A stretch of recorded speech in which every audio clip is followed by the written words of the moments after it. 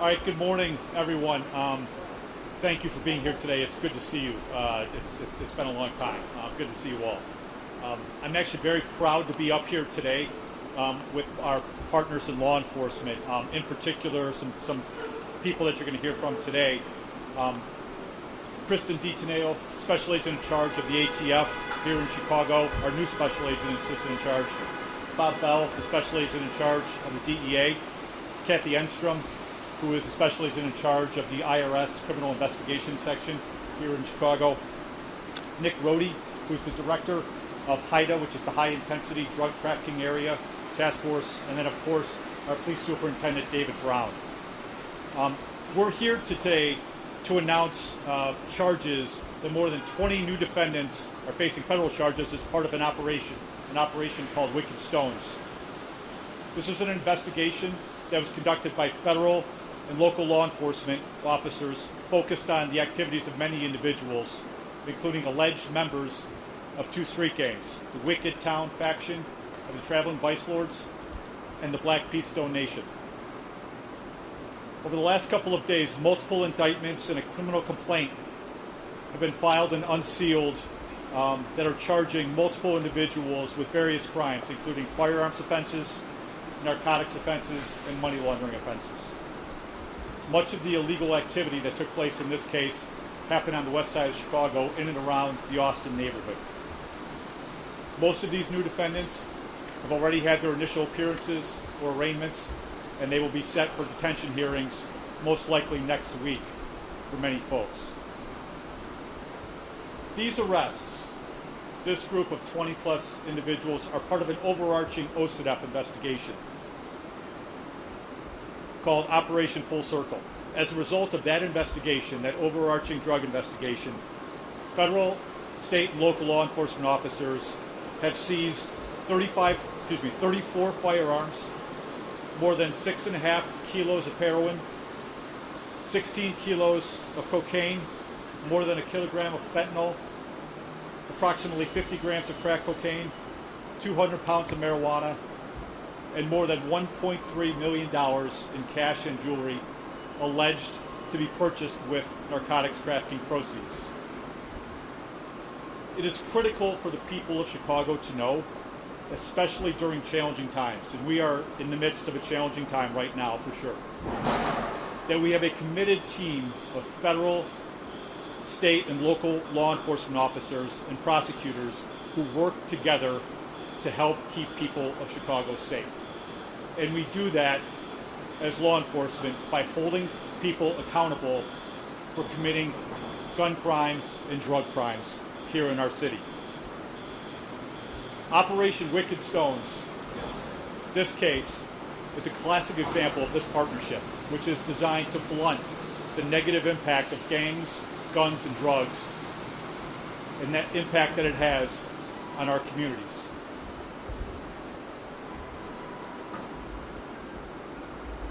So for those people who are inclined to commit gun, drug, and other violent crimes in the city of Chicago, you should know that this law enforcement team, the feds, working with the local police, we're going to continue to investigate and prosecute people if they persist in committing that criminal activity.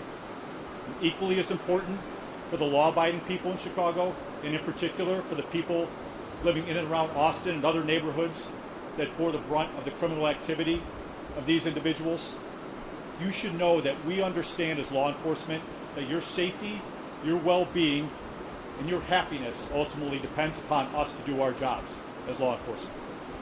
We intend to hold the bad actors accountable in your community and responsible for their crimes, and then to remove them to help make your communities a better, safer place. Before turning it over to some of my colleagues to offer a few comments, I want to thank various folks. First, I want to thank the prosecutors who've worked on this particular portion of the investigation. Assistant U.S. Attorney John Mitchell, Assistant U.S. Attorney Grayson Walker, and Special Assistant U.S. Attorney Maureen McCurry. Maureen's the Cook County State's Attorney who was a special assistant appointed to work with us in connection with this case, which involved joint efforts with our office and the Cook County State's Attorney's Office.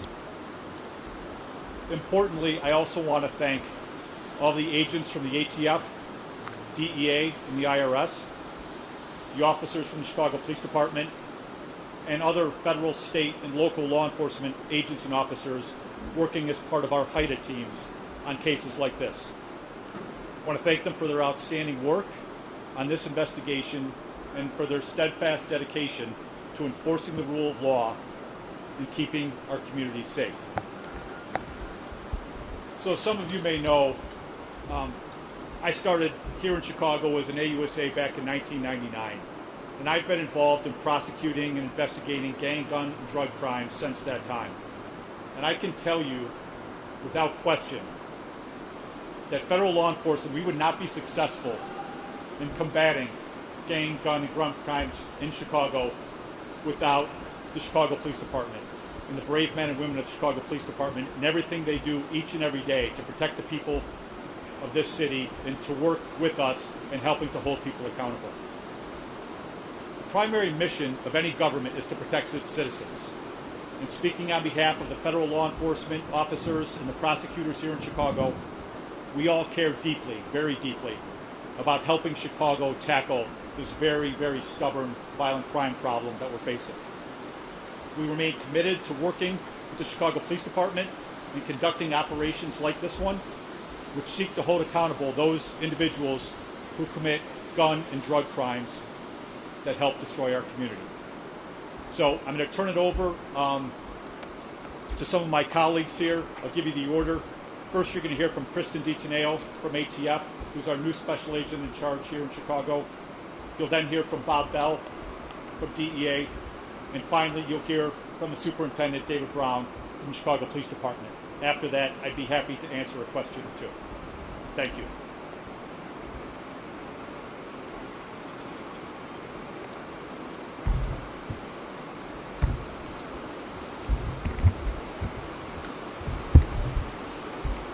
Thank you for that introduction. I am here on behalf of the men and women of the ATF Chicago Field Division who have been working tirelessly side by side with the Chicago Police Department on this important investigation of federal firearms, drug trafficking, and money laundering offenses. As you can see today, and as you can see by this investigation, law enforcement is most effective when partnering, and this investigation and today's charges are an excellent example of how well law enforcement works together in this great city. When our agencies work together, as proven in Operation Wicked Stones, we become force multipliers. We focus our resources and heighten our effectiveness. And trust me, we are not finished. This is just the beginning. We will continue to implement Project Guardian, Department of Justice's initiative to combat violent crime, and where we will focus on traffickers, firearms traffickers, trigger pullers, and those who criminally possess firearms. We will continue to strengthen our partnerships with the U.S. Attorney's Office, with the State's Attorney's Office, with our federal partners, with our state and local partners, many of whom you see here today, to ensure that those who continue to commit these violent crimes in our communities are brought to justice. I thank everyone involved in this investigation, and in particular, we thank the United States Attorney's Office for their diligence in charging this case. Thank you for your time. I will now turn it over to my colleague, Special Agent in Charge, Bell from DEA.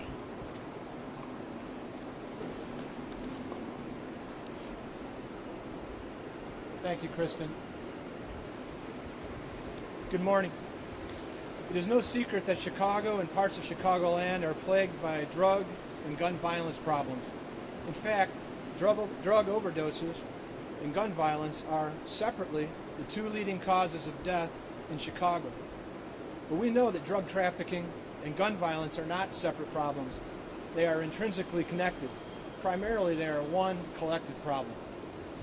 That is why DEA, ATF, and our other federal partners are working together, closer than ever before, and that we together are partnering closely with the Chicago Police Department to reduce drug-related violence so that Chicago will be a safe place to live and to raise families.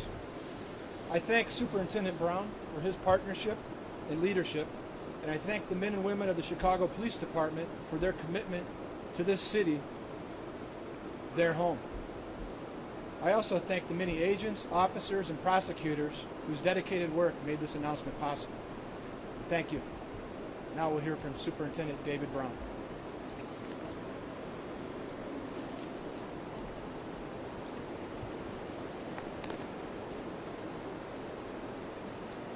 Good morning. I'm happy to be here with the United States Attorney John Losh, Kristen DeTaneo, and DEA Bob, thank you, IRS, and HIDA, as well as our local partners in the Cook County Sheriff's Office and the Cook County State's Attorney's Office. It takes a strong network of law enforcement for multiple agents to bring down a criminal network. I am so proud of the Chicago Police Department's Narcotics Division as well as our Gang Investigation Division for their participation in this mission. Officers in the 15th or Austin District also deserve to be recognized as part of this joint operation. These beat officers are the ones that patrol the neighborhoods on the west side that have been terrorized by gangs, guns, and drugs. It's these officers that are called upon to answer 911 calls that deal with the destruction that these gang members charged in this operation have left behind. It is believed that gang factions, including this joint operation, are responsible for 30 murders over the last 9 years. Jesus. That's families that have lost their loved ones.